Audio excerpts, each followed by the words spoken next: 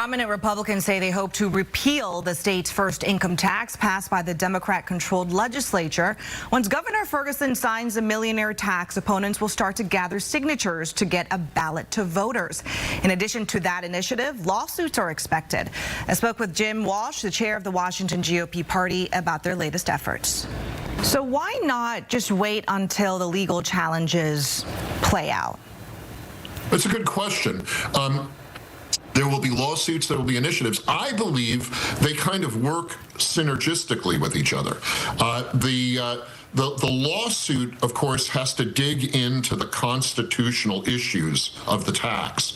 The initiative doesn't have to do that. The initiative doesn't have to make a constitutional argument. It just says the tax is repealed. It doesn't have to say why. I mean, when you ask, a lot of progressives, they're saying that this was a win. So if you put this issue on the ballot, is there any concern that you guys are going to lose?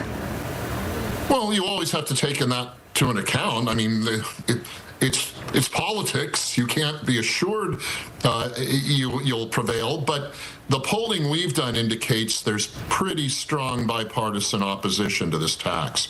The supporters argue that this new tax makes the state's tax system in general more fair. We just don't believe that you make a tax system fair by adding more taxes to it.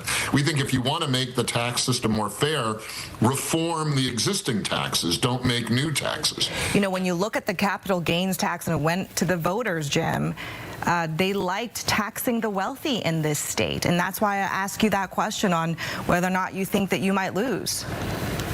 I mean, there's a risk, but we're pretty confident that this tax, it is unpopular. We've considered this kind of tax, depending on how you count it, either 11 or 12 times in the state's history. And every time that the people have been able to speak to the issue, they've voted against it. And it's the tradition of Washington State that we don't have a state income tax. We've never had one since we've been a state. And there's not just the people's votes that have opposed it. There's court cases, case law. Governor Ferguson has the power to veto parts of the millionaire tax, although there is no indication he will do that. Ferguson has until April 6th to sign Senate Bill 6346. Representative Walsh says 340,000 signatures are needed by July to get it on the November ballot.